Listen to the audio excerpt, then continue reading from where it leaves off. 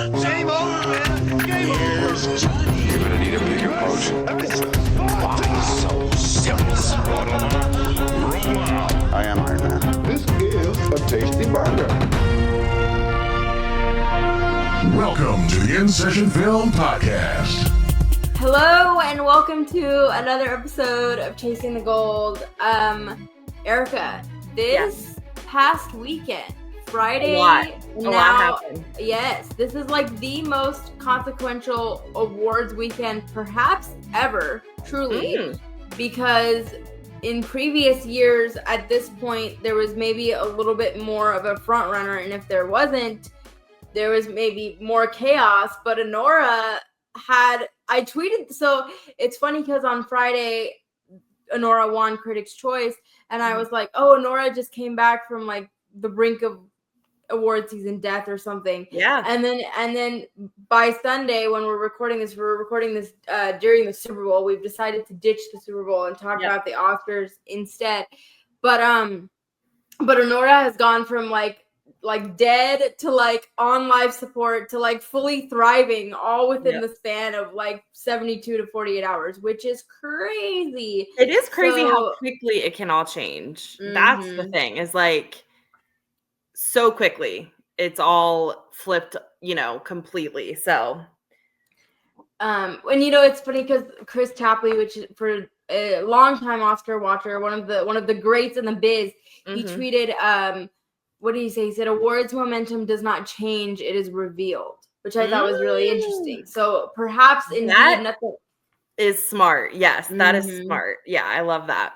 And for those of you who listened to my conversation with Brandon Lewis, we did get into sort of the Amelia Perez of it all, and how the broader political landscape has sort of affected everything. First of all, thank you for those of you who have listened. Those conversations are never easy, and I know Brandon and I put a lot of thought into it and tried to be as delicate as possible. During that conversation, I did make what I thought was a very eloquent argument for why I thought A Complete Unknown was a major contender. That argument fully dissolved and went out the window this weekend, but that's okay, because I think awards watching is all about reading the tea leaves.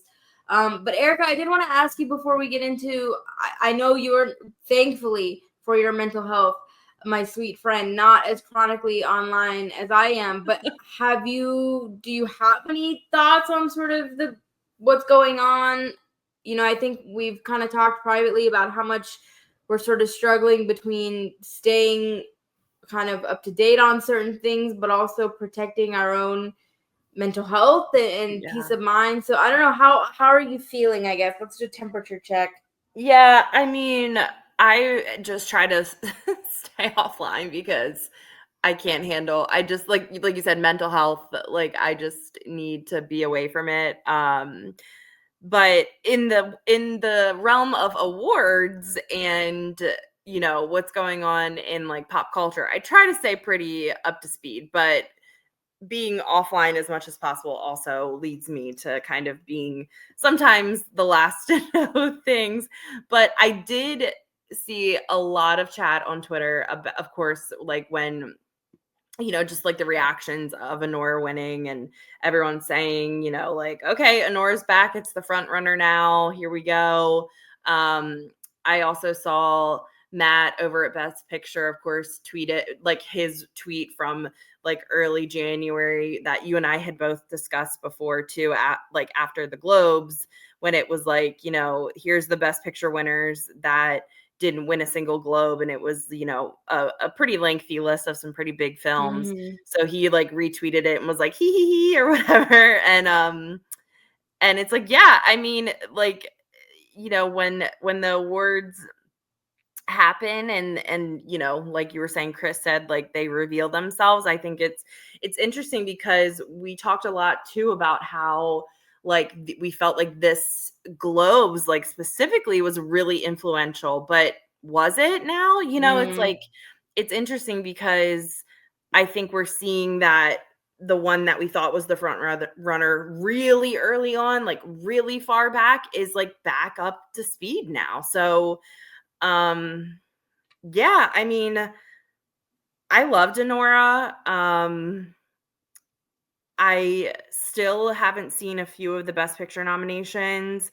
Um, the show times are sparse around here. You and I have talked about this offline. Mhm. Um, but I'm going to see them all before the Oscars, but it'll just be, I think it's just going to be really interesting. I also, still in my green little heart think that Wicked might still have a chance, but I'm just happy to see it show up at all. So, yeah, I don't know. And then I also saw, speaking of things we were seeing online, that it was like, oh, the Oscars is going to open with Cynthia and Ariana, and then like there was the clip of it, Cynthia like, I don't know what this is, I don't know what it's talking Yeah. about. I'm like, no, I want this, please let it happen.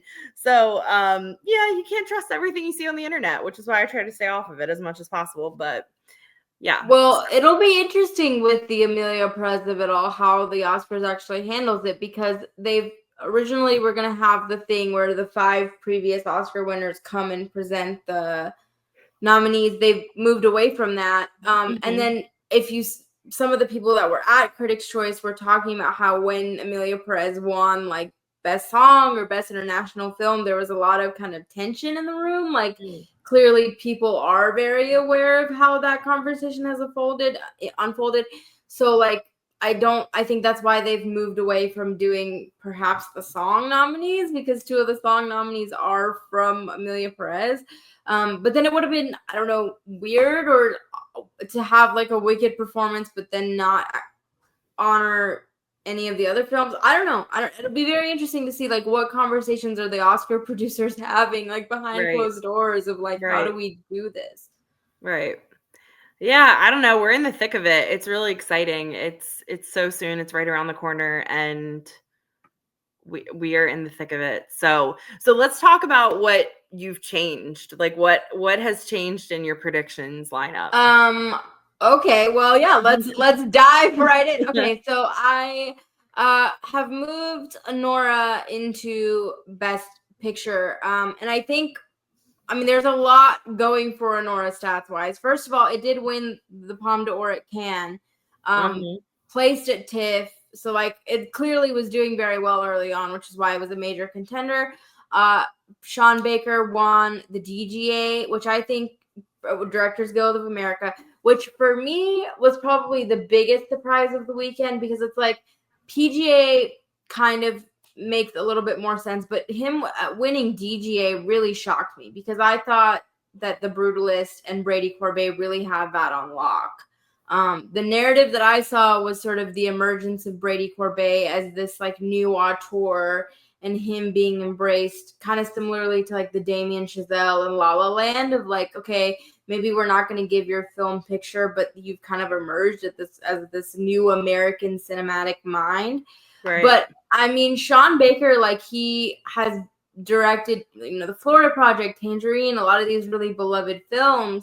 And we should mention, Erica, what I think is really interesting and what I would be watching for heading into the Oscars is that Sean Baker has 4 Oscar nominations. He got the nomination as part of the producer for Best Picture. He got the Best Director nomination. He was the editor of his film, so he has an editing nomination, and he has the screenplay nomination.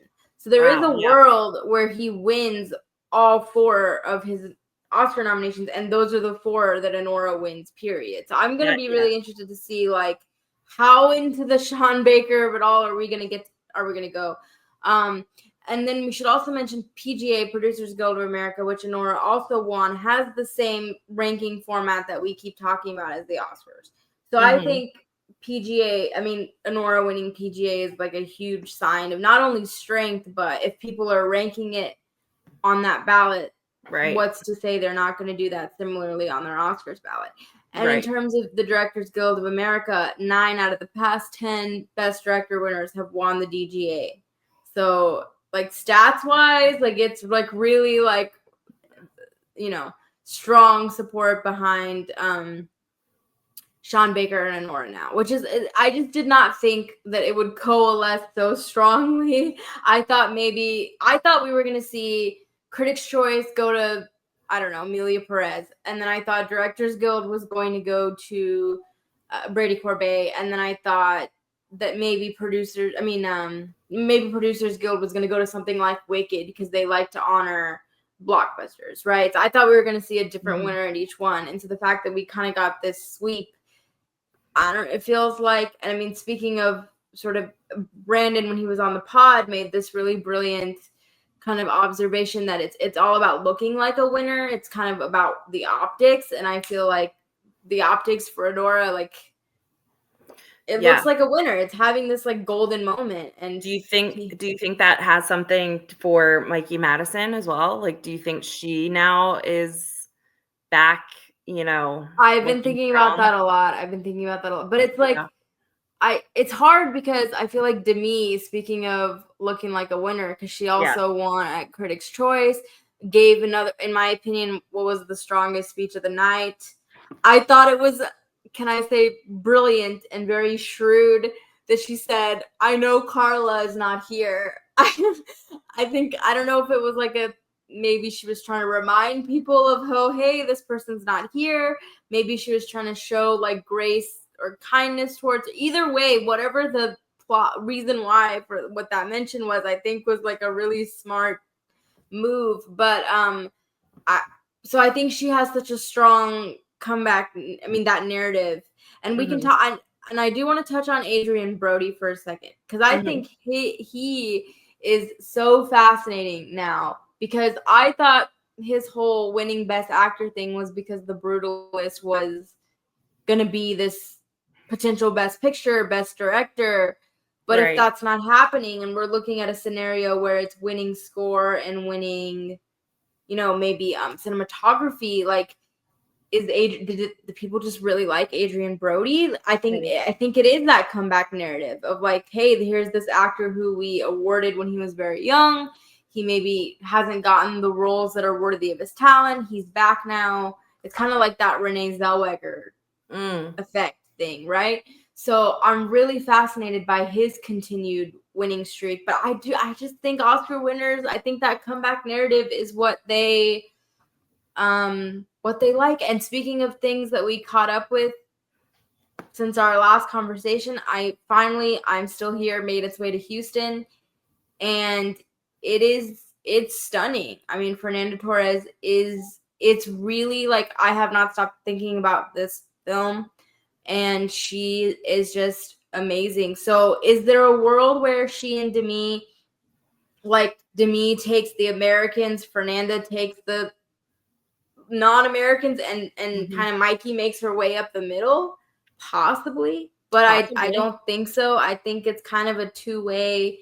I think perhaps maybe the biggest roadblock for Demi is BAFTA, which is next weekend. I think SAG, they're voting right now, so her Critics' Choice is going to be important there. But maybe if the British contingent goes for Fernanda, that'll kind of set up an alternate path, similar to Olivia Colman and Glenn Close. But I think if she takes BAFTA, then it's like it's over. I just don't see if who takes BAFTA. If she takes BAFTA, then she's just gonna ride the train all the way. Because I feel like Mikey, she's like running out of, there's like not enough runway left for her to like make a move. Right. And I do think they see Anora as like a Sean Baker achievement more so than hers. That's a good point. Yeah. Which I think it's a shame. I would have really liked to see Mikey Madison win something. Yeah. Just because I don't like sweeps. I feel like I'm more of a fan of like, give everybody something, kind of like the Mean Girls tiara, like give everybody a piece. But I feel like she's running out of room. But yeah, Adrian Brody, I mean, I feel like it. Do you think he's just gonna? That just feels so. I don't know, something. He doesn't seem like a 2-time Academy Award. I don't know. I never really saw. Like I said, I guess his comeback narrative is too strong. But yeah, I mean, I feel like it would make sense. Like I could see it happening. You know what I mean?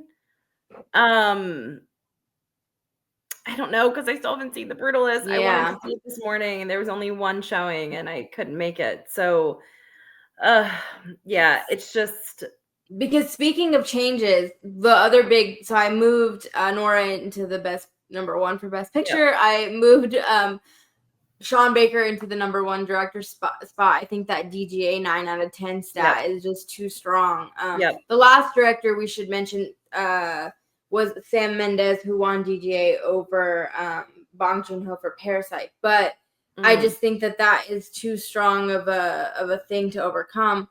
But and then I moved Adrian Brody into number one over Timothée Chalamet. But I just felt like Timothée Chalamet, he's been everywhere. Like he's done he's had a very like out of the box campaign. I just felt like, again, the Bob Dylan sort of biopic thing that the Oscars like was really strong. So I guess it's not really his year. But and one thing, other thing that I've been thinking about is, why not Ralph Fiennes for Conclave? That would have seemed like, if it's not going to be Timmy, he would have been the alternative. And I'm really fascinated that has not become a thing at all. I would have felt like he just would have been a really, I don't know, a good way to honor him. Because also, did you watch The Menu, Erica?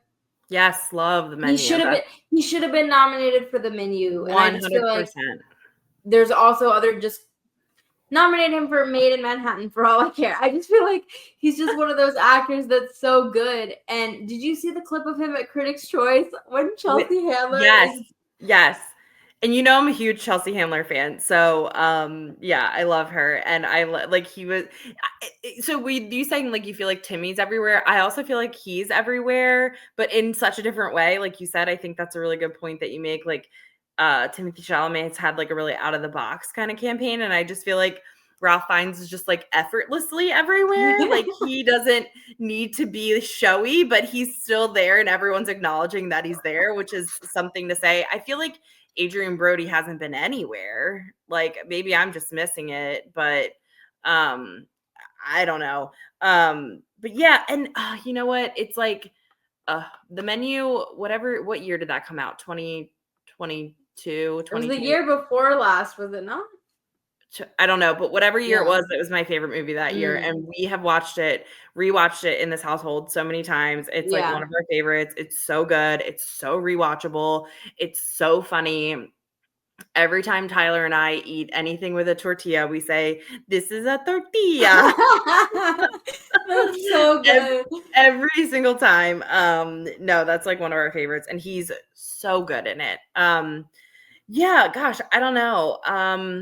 I mean, give Ralph Fiennes the Oscar for making Anderson Cooper like giggle and lose his mind on national TV. But I think Best Actor has been a really fascinating kind of thing to see unfold, because I would have felt like there were different ways that it could go. But as of right now, it just seems like Adrian Brody is gonna sweep there. Yeah, it's his to lose, right? Like truly, it's his to lose. So we'll see what happens. But again, it's like if they like his, I guess, are they just not as in much to into the Brutalist as a whole? Are we going back to the thing that I keep bringing up of like they just haven't watched it all and they just watched the first half and they're like, I like what he's doing, check, and move on. I'm not really sure. I would love to kind of know what some of these Oscar voters are thinking. And speaking of, I mean, and I should mention, I really do like Adrian Brody. I had the opportunity to interview him a couple of years ago, and he's like genuinely like a really nice guy. So I'm not trying to. I just also think his speeches have not really. His Critics' Choice speech? He basically like took a shot right before he got on stage, so it was a little all over the place. But no, I didn't see it. And then I'm also really interested in, speaking of going back to Mikey Madison, I'm interested in like, what does her post Anora career look like? Like, what kinds of roles is she going to be taking?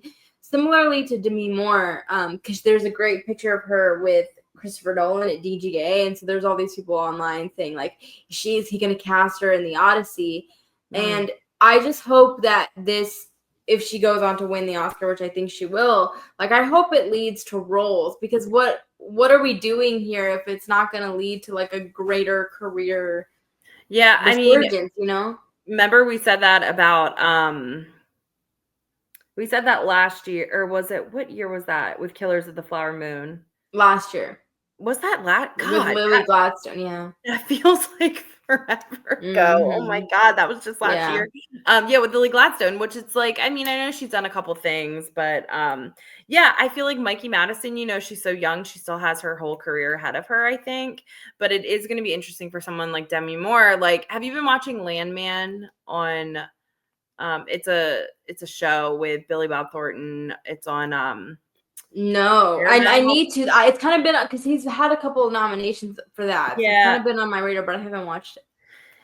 I like it. Tyler loves it. I know some other people too that love it. I think it's interesting. I think it's well done. There's some stuff in it that I don't necessarily love, but I think that's just the type of show it is.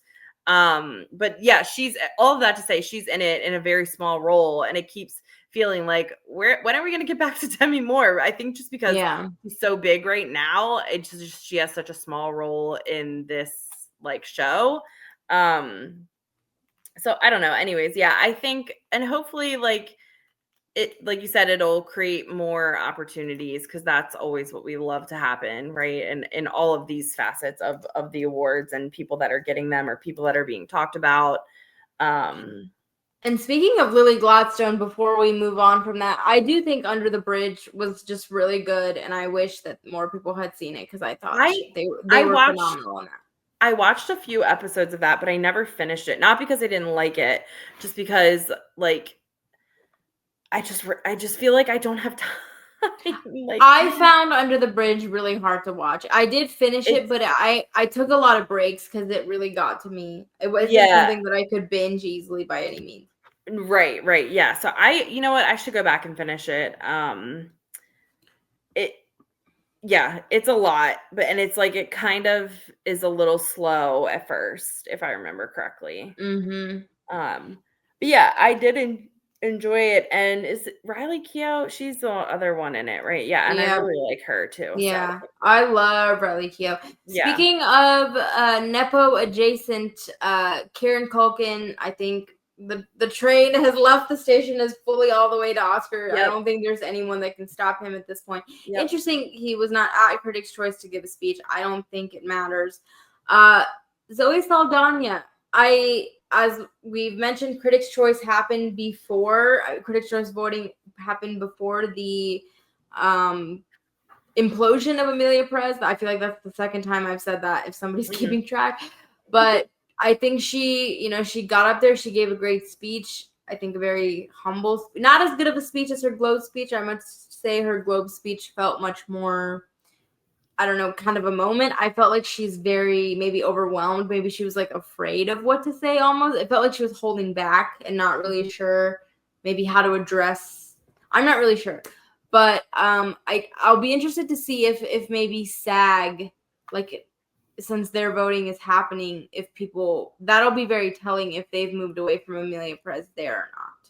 Because I think a lot of people were predicting Amelia Perez to win SAG. I think that ship has sailed. What do And you think? What do you think's gonna show up there instead? maybe Wicked Ooh, because Jonathan Bailey got that nomination at SAG, so I think. And speaking of one of the biggest surprises of Critics' Choice, John M. Chu winning director yes. at Critics' Choice was a huge, probably the biggest shock of the evening. I did see that. Which was very awkward, I must say, because they had their presenter be like, 7 out of the last blah blah blah have gone on to win Best Director at the Oscars. And then John M. Chu was like, I'm gonna win the Oscar. Never mind, I wasn't nominated.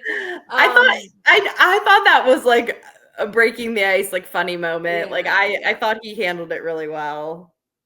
I did. And listen, a lot of people have their opinions about the way that Wicked was directed, but I think John M. Chu, if nothing else, just seems like a really awesome dude, like a nice guy from what I've seen.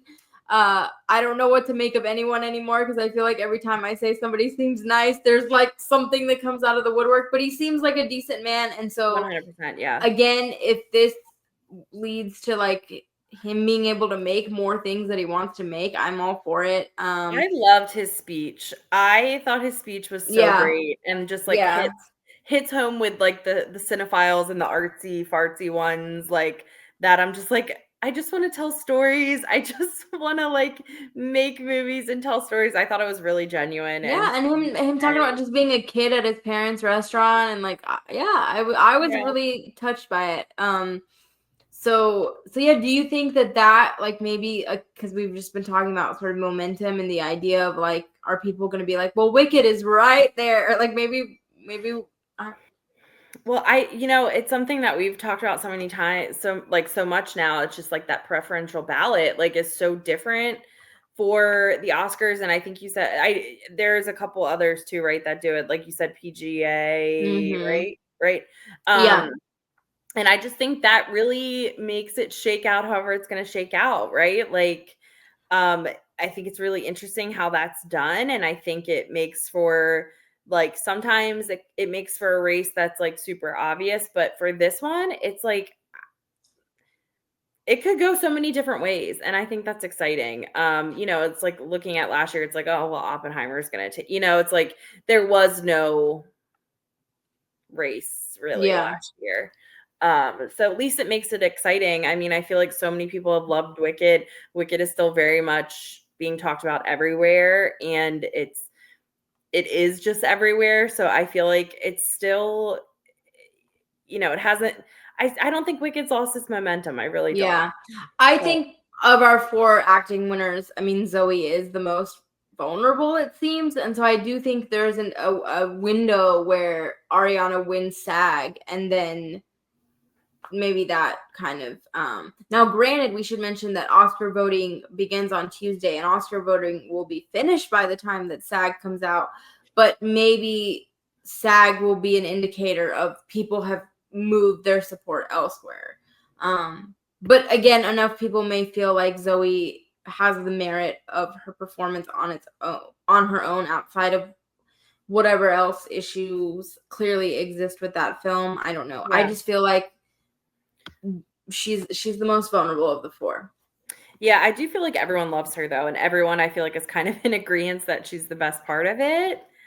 So she's another actress that I'm very curious, like, what does this Oscar moment do for her career? Because to her own point, she's been a blockbuster actress for so long, and her more independent films have not ever really like made a mark, even though she's done very many of them. So does she kind of be like, I made my money doing Avatar? And she obviously has Avatar that's going to go on forever at this point. Yeah. But does she like take the rest of her time to make weird indie stuff? Does she, I don't know. I'm very curious. Like, what is her next move? Yeah, I think it's a great point. And I feel like I saw someone either talk about it or there was a tweet or something, I don't know, that was like, oh, like when she's not blue or green, like she can still show, something about it, like commenting obviously on her role as in Avatar and Guardians of the Galaxy, right? Which, like you said, is those big blockbusters. And I think it shows that and it does make me think, like, for what reason are her indie things not as big, and hopefully it'll, like, that's the thing, is like, I don't want to say like she needs to be put on the map, because she's clearly there. I mean, give me some more Crossroads. I was a Crossroads girly. I loved Me too. I was a Crossroads girly. Like, give me that kind of content. I'm here for it. So I don't know. She's one of those, like, I'm always happy to see her when she's in something. Like, I will never not be excited to see her name on a film. So hopefully that just I don't know, Erica, if we've said this on the podcast yet, but you are coming to Houston to watch the Oscars. And what if you like get here on Friday and I'm like thinking that I have all these grand plans, and I'm like, no, you know what we're gonna do? We're gonna watch like an Amelia Perez Crossroads like binge session, and Zoe Saldana like listen, I'm retrospective to prepare for the Oscars. I'm down for a Crossroads rewatch. I don't know if I'm down for an Amelia Perez rewatch. You just turn around and leave. You're like, no, I can't do this.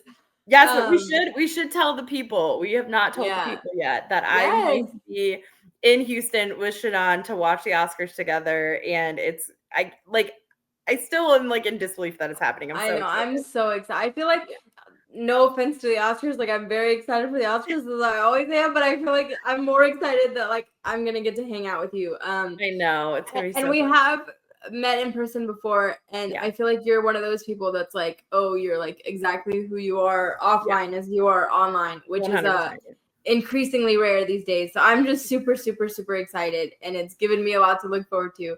But yeah, what if I like have like all these like plans of like secret, like I don't know, torture of Erica when she comes to visit. But yeah, sometimes films, I mean, even Demi Moore, like she has had some phenomenal performances. Like it's not like her performance from the Substance came out of nowhere. Like even Ghost, she was great in that. I love Ghost. I'm a big love Ghost. Few Good Men. She's phenomenal in that. So it's like a lot of these actors, like they are capable of it. They've just never, they just don't, the films just don't hit. Yeah, I feel like it's funny because we talked about this way early on, right? Like where it was like, oh, like how has she never won an award before? I can't believe that Golden Globe was her first award. I just feel like she's such a well-known actress, and like in my head, she's been in stuff that has won. Like I'm thinking about like I know it was Whoopi Goldberg that won the Oscar for Ghost, but like in my head, it's just like oh, she was a part of that movie and it did so. I don't know. It's funny when you actually sit down and think about it, right? Like what people have shown up in awards and what haven't, right? Like in my head, I'm like, of course she's won an award. Like if someone had asked me before the season, I would have been like, yeah, she's won I'm sure she's won something for something, she's been in. So it's never too late, it's never too late. It's never too late. I do want to take a minute to talk about the other big surprise on the movie side of Critics' Choice, which is the Substance winning for Best Original Screenplay. This has really given me a lot to think about because I have actually, the one thing that I've not flip-flopped on this season is Anora as the best original screen. Even when I was like doubting everything else, I was like, well, they'll give Sean Baker screenplay for Anora. But now I'm like, what if it wins picture director and they give screenplay to The Substance? I don't know. I'm really torn on this one. Yeah, I mean, do we think this Oscar season or this Oscars awards are really going to spread the love, or do we think now, like you said, like Anora's going to show up in multiple places, or The Brutalist is going to show up in multiple places, or do we think one thing could go to The Brutalist, one thing could go to The Substance, one thing could go to Anora? Like what's going to happen? I'm really not sure. And well, the other category, speaking of Sean Baker, that I'm curious about is editing, because we know that editing has a big correlation between picture and editing, but I don't see a world where they actually give Sean Baker 4 Oscars. And I thought that Emilia Perez was sort of made sense in that category, which could still happen. But again, if Emilia Perez is kind of outside of song and Zoe is sort of gone, then is it Wicked? I don't know. Oh, I would love that. I'm editing is one of those categories. Like as I was like going through my predictions, by the way, the updates have been made on In Session Film, but editing is giving me a headache. I know it's giving a lot of my fellow Oscar watchers headaches as well. Yeah, I have no clue. And also, more Critics' Choice craziness. They gave editing to Challengers, which is not nominated at the Oscars. And Challengers won Best Original Score as well. So it won 2 categories that it's not even nominated for. Which should have been nominated. That's interesting too, right? Like where things are winning in places that they're not even nominated for the Oscars. Right. It makes it truly like we have no idea what's going to happen because we can't even point to something else, Right. Like. And I have The Brutalist winning Best Original Score. I've had it winning Best Original Score, but it's hard because it hasn't won anything because the Challengers keeps winning. So I can't believe Challengers missed for the Oscars. I still can't believe it. And it's hard because if it was a composer that they hadn't heard of, that would make sense. But Reznor and Roz, like they're icons. I don't know what happened there. I really don't. Maybe that movie just came out too early, but clearly with Anora, I mean, people remember when they like something, they remember it. It's crazy. I can't believe it missed. I'm shocked. Still I'm shocked. So that remains to be seen, a kind of a question mark. The Annies, the Animation Guild, also kind of had their big award show this past weekend. The Wild Robot did very well, so I would say it's still kind of out front. But Flo picked up a couple prizes, so I do still think it's like a 2-horse race. And I'll be really looking at what BAFTA does next weekend, because last year when we were very torn between The Boy and the Heron and the Spider-Verse sequel, and The Boy and the Heron won at BAFTA, that was kind of a very telling sign. So if Flo wins at BAFTA, that may be enough for me to change my prediction there. Yeah, I feel like that's really strong there. As much as I love the Wild Robot, it just seems like Flo is not going to miss, you know? I mean, and it's creative. Again, it has the international feature nomination as well, so it makes sense that would have that base of support. And you know, maybe DreamWorks is like a mark against the Wild Robot. I don't know if people are thinking that way, but that wouldn't surprise me if people have natural biases. So yeah, I think Critics' Choice has given us a lot to think about. I do want to mention DGA First Time Filmmaker Award went to Ramel Ross for Nick Boys. I did see that. Yes, should have been nominated at the Oscars again. But yeah, what are we doing? What are we doing? I feel like I'm Will. Like, what are we doing? Yeah, what are we doing? It just makes me sad. And can I be petty for just 1 second? Because I have noticed people thank you.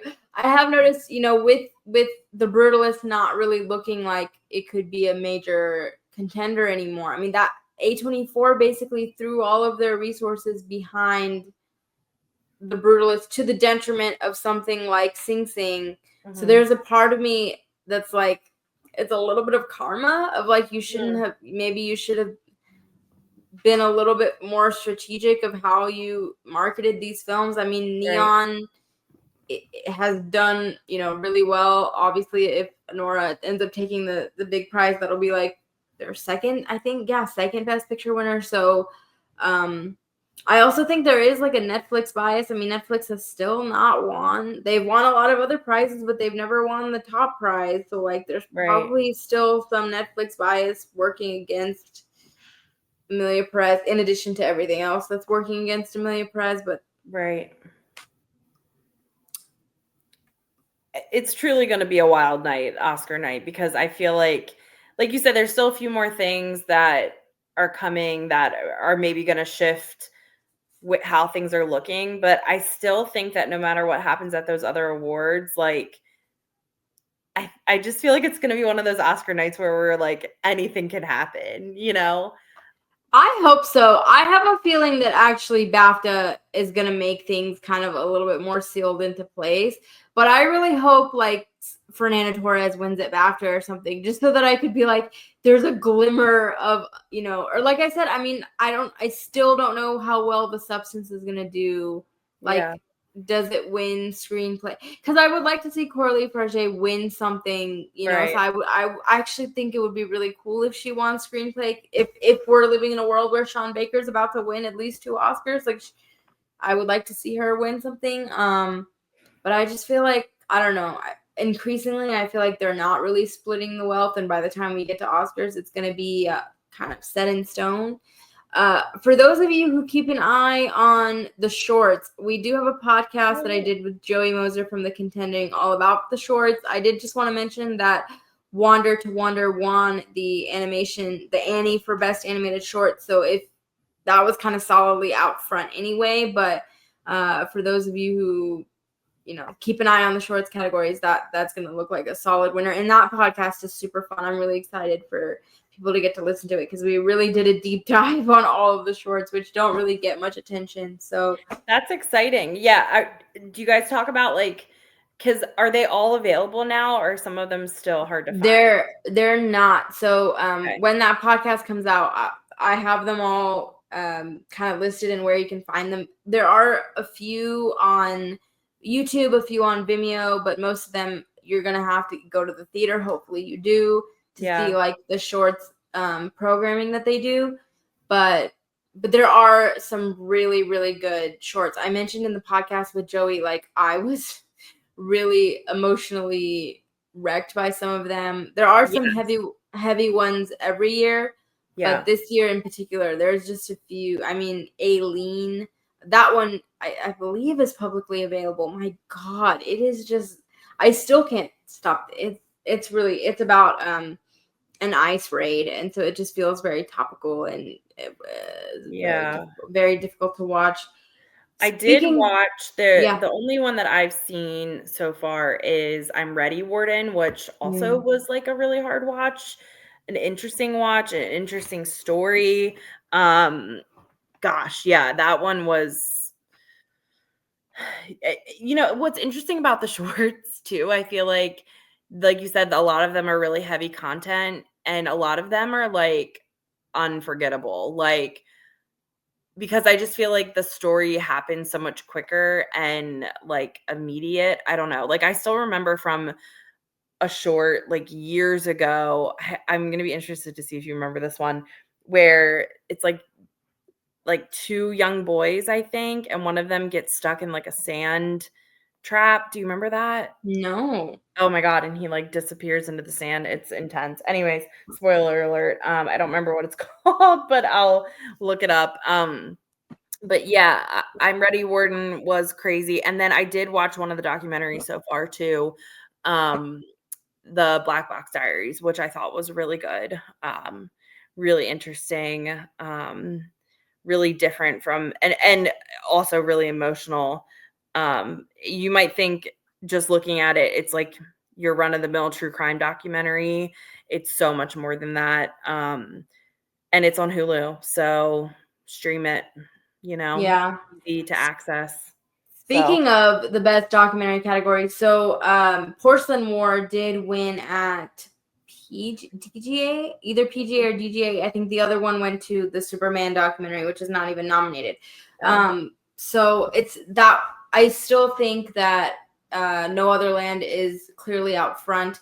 It is in theater, making its way into theater. So if you haven't had a chance to see it, it should be hopefully playing. I need to check my show times, but it is kind of out there for people to see now, and I just feel like it seems to me like a solid front runner. But I would say at this point, Porcelain War I would put into second place. Speaking of a great documentary that I caught up with, Daughters, which was nominated at the DGA. It's on Netflix. Have you seen that? I have seen so much talk about it, and I've seen it show up on Netflix. Yeah, I haven't seen it yet though. That was one of the biggest snubs of Oscar nomination morning, actually, because I thought Daughters was going to win. It's about a father-daughter dance out of prison. It's really beautiful, really well directed. So I really like that. I highly recommend everybody. And what is that streaming on? Netflix? Yeah. It's really, really good. And then speaking of just some things that I caught up with, as I mentioned, I'm Still Here. Yep. It's just really, really, really good. And that was my last of the best picture winners that I needed to see, but I wish that I was in a position to have gotten to see it sooner. And I always talk about my mom, but I took my mom with me to see it, and I felt so bad. So I have to, as you guys know, I try not to look very much into what movies are about before I see them. Mm-hmm. So I didn't know what it was. I just knew that it was like set in Brazil, and Fernanda Torres is supposed to be phenomenal in it. So we go see it, and we're both like crying the whole time, and it's like kind of touches on a lot of things that my mom has gone through, and so she was like really devastated by it. She was like crying the whole time. And I was like, Mom, like, I'm really sorry. Like, had I known what this was about, I probably wouldn't have asked you to come with me. And she said, no, she was like, movies like this are necessary. Like, sometimes you need to sit in the discomfort and in the pain. And for someone who has gone through something that they can relate to on screen, it's so cathartic, I think, Yeah. And so, and I know that's like, again, something that you and I talk about, of when do we sort of engage with painful things and when do we kind of take a step back. But I think in the case of I'm Still Here, I would urge everyone to engage with it and seek it out. It's just really beautiful. So I really can't say enough good things about that film. I did watch A Different Man as well. In the long history of the Oscars nominating actors for the wrong performances, I do think it's the best Sebastian Stan performance of the year. I very much agree with my friend Jacob Thornberry, who wrote a Chasing the Gold article about how Adam Pearson should have been nominated for supporting actor. I completely agree. That film deserved much more than the makeup nomination that it got, but yeah, a really good film. I think that's on. I think it's on Amazon. I think it might also be on HBO Max. It is on HBO. Yeah. It's on Max. Yeah. So solidly a very good film. Once again, a reminder that just because a movie did not necessarily get the nomination haul that it deserved does not mean that it's not worthy of your time. Yes, good point. Good point. Is there anything else? What else have I caught up on? We need to talk about We Live in Time. We Live in Time. Gosh. I loved it. You know how much I wanted to see that film. I'd been waiting and waiting and waiting, and finally, just two of my favorite actors working today. Like, they're just phenomenal. They're so good together. They get to like have their real British accents, which is just the best. I did not think it was going to be told in like the non-linear like storytelling way that it was told. Like, were you surprised by that?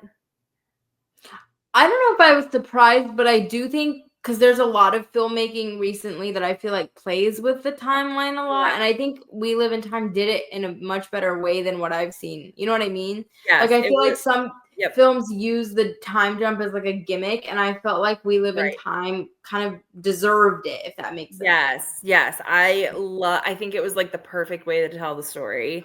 I did see a review by a critic that I love, Reese from he lives in the UK. He used to do reviews for like Jump Cut Online. Do you remember them? And I always, whenever I see a film, the first thing I do is run to Letterboxd to log it, but also to read what all of my friends on Letterboxd like have to say about it. And like, I also read like the top reviews because they're usually really funny and they make me laugh. But Reese made I just have to point this out. Reese made a really good point. And I don't think this is a spoiler alert, but it could be. So just heads up. But he said something about like, why are films like this so random though, when the main character, like, what do you mean she's this like world-renowned chef and also a child prodigy ice skating champion? Which I agree, it was just like so random. Like the ice skating thing comes in also so late and so randomly in the story. It's just like, what was that about? Like, I don't know. So I have to be honest, I completely forgot about that. So that's kind of thrown me for a loop where I'm like, huh? Isn't that so random? Like, that's how random it is, though. It's like, it just doesn't fit. I feel like the only reason why they put it in the story was so at the end she could have the ice skating moment with her family, like with her husband and her daughter. I don't know. It was just so, like, really, when you think about it, it was so weird and unnecessary. I don't know. Like, I'm going to send it. I'm going to screenshot the review and send it to you because it made me laugh out loud because it's so true. Like, what? Erica, do you have like a secret child prodigy thing that I don't know about? Do you have like a secret, like? I mean, I played sport. I was pretty good, like athlete. Like, I was not a prodigy at all, but like, it just like, it's so true. It's like, what do you mean she's a world-renowned chef and also this like child prodigy ice skating champion? So like, you're not secretly an Olympian. No, definitely not. Okay. One of my good friends though that I played softball with did play in the Olympics, which is pretty cool. That is really cool. Yeah, I'm so proud of her. It's awesome. But yeah, no, I swear I'm not keeping anything like that from you. And I think now you know all my cool Taylor Swift stories, so I'm not keeping any of those from you anymore either. So, can I tell you real quick? I do want to wrap by talking about the ARP Movies yeah. for Grown-Ups Award, which are my favorite. I just love. I'm obsessed with them. So I'm gonna read those winners because, Okay. of course. But I told you last week that I went to a Taylor Swift Grammys watch party, which was really fun. And again, for those of you who don't know, I just moved to a new area of Houston, so I'm trying to be adventurous and meet new people and all of that. And these people were absolutely lovely. But again, I'm a child of Houston, and when Beyonce won Best Album, I was really excited. Like, this is a big deal for her, for the city of Houston, for what she's done for the city of Houston.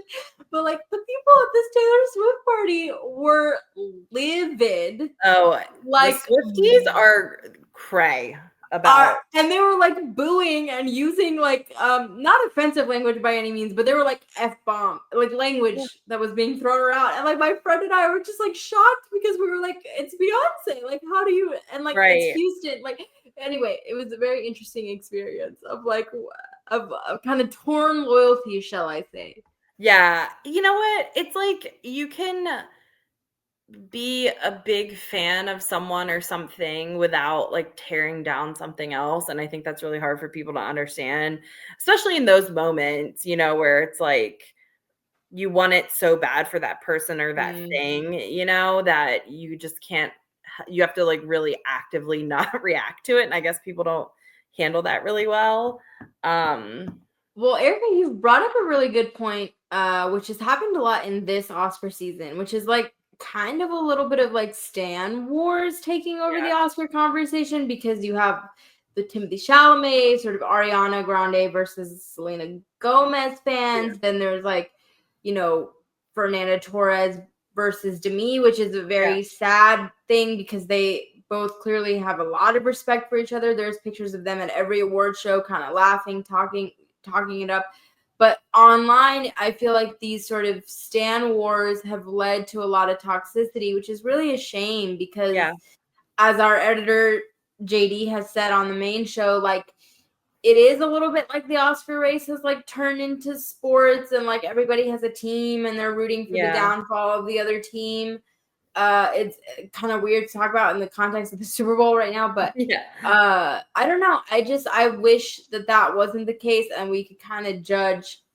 Look at me and my wanting to always live in a perfect world of like, let's judge everything on their merit. I know that that's not what the Oscars are about necessarily. I just think this year, because of these sort of stan armies, it's really brought everything to a head in a way that it hasn't before. So that's really a shame, because I feel like, not that I know what these people are thinking, but they probably don't want these conversations happening on their behalf anyway.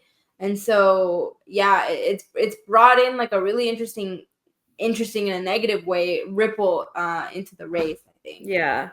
And I think too, the point that you and I were talking about offline too, where you should not yuck people's yums, where people can be fans of things and be excited about things that maybe you're not a fan of or you don't understand. And there's nothing wrong with that. That doesn't mean you need to tear them down and bring them down because they like something or you like something that they don't like, or they like something that you don't like whatever. Everyone's allowed to like the things they like as long as it's not harmful. So get off your high horses and like, everyone can have their things that they enjoy. That cause no harm to anyone. Right. And I did mention this, Brandon and I talked about this in our podcast. I highly recommend everyone go listen to that episode. But again, I think awards are a platform. We talked about John M. Chu, like him getting up there and talking about he was a child of immigrants, and he parlayed his love of film into making these beautiful artistic ventures. Imagine being a kid at your own your own parents' restaurant, watching that and being like, I could do something like that. It's easy for people to be like, oh, this doesn't matter, it's stupid, it's silly. But no, I think for some little kid, struggling, going through something, if you're a trans or whatever, or if you're just marginalized in some way, and somebody stands up there and stands up for you or says something that makes you feel seen, that matters to people. And it really bothers me when people try to like downplay that. I'm really against that. And I really feel like, Erica, one conversation that I think of all the time, I had this friend many, many years ago, and she's still one of my best friends to this day, but she told me, she was like, when I was growing up, I never saw somebody that looked like me. And I was really moved by that. And it really made me think about what I had seen. And I went, oh, I never saw anybody that looked like me either. And it made me think about how if I had seen somebody that looked like me or had gone through the things that I had gone through, how much that would have helped me. Right. And so I just think, like, you know, seeing Demi Moore get up there and advocate for, like, hey, just because a woman is past a certain age doesn't mean she doesn't have something to say. I think that these narratives matter, and I think we should just not downplay them. So 100%. Couldn't have said it better myself. Yeah. All right. Speaking of our older, people having a lot of great taste, the AARP Movies for Grown-Ups Awards.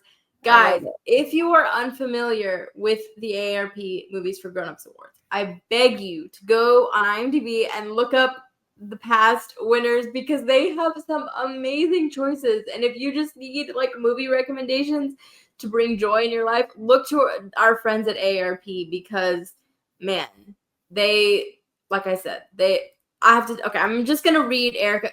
I need you to just give me this space to read these winners because, Bring it. Best picture went to a complete unknown. I was not off about a complete unknown winning picture somewhere. It just happened to be AARP and not the Oscars like I had originally.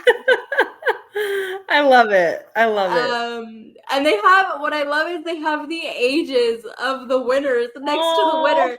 So we have Jacques Audiard winning Best Director for Emilia Perez at the age of 72. Demi Moore winning Best Actress for The Substance. Adrian Brody, Best Actor for The Brutalist. Peter Sarsgaard winning Best Supporting Actor for September 5. An interesting choice there. I do like his performance quite a bit. My favorite, Joan Chen winning Best Supporting Actress for Dee Dee. If you haven't seen Dee Dee, it's a really sweet coming-of-age story. I highly recommend it. She is phenomenal. This one's for you, Erica. Best Screenplay going to Wicked. Yay!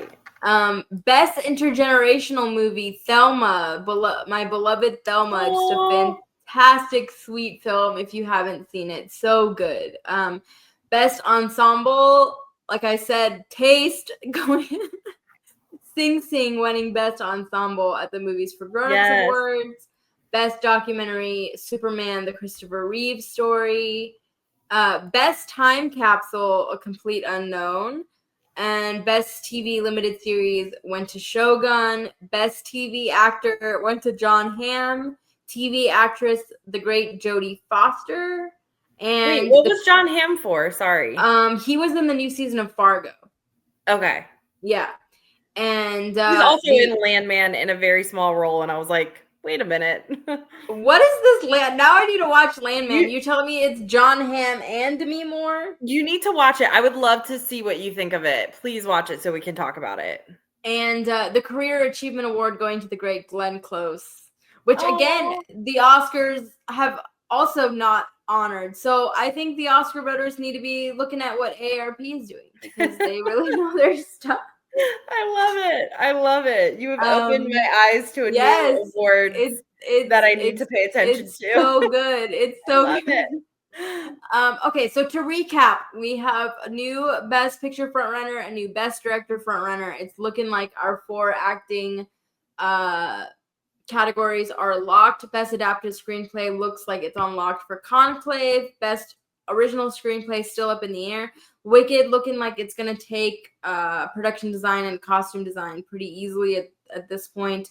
Best Song probably going to El Mao because that keeps the winning streak. Mm-hmm. Best Score, The Brutalist. Best Cinematography, The Brutalist, although Nosferatu winning at Critics' Choice was an interesting twist. So most things have come together post DGA, PGA, and Critics' Choice.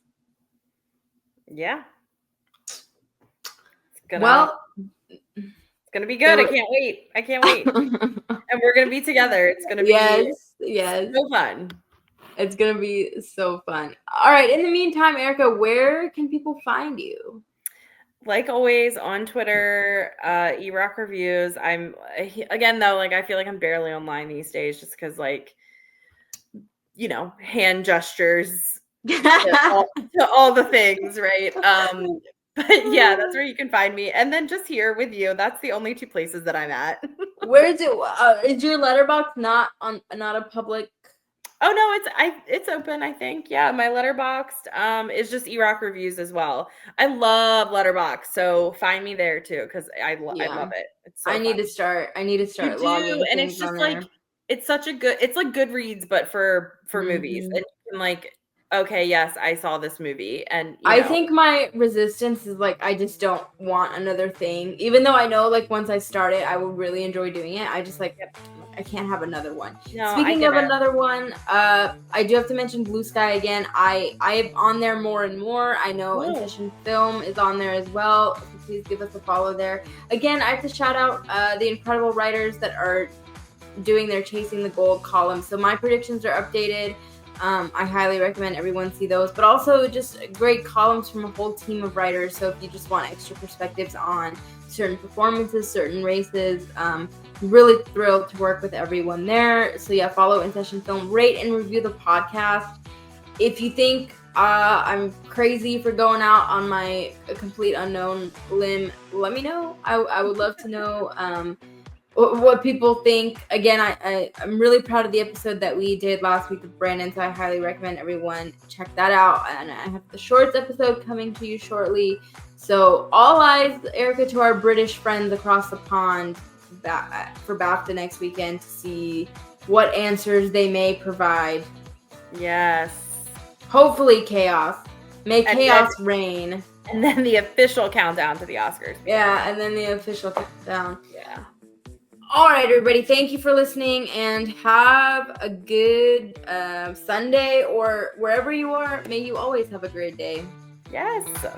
Good night, everybody.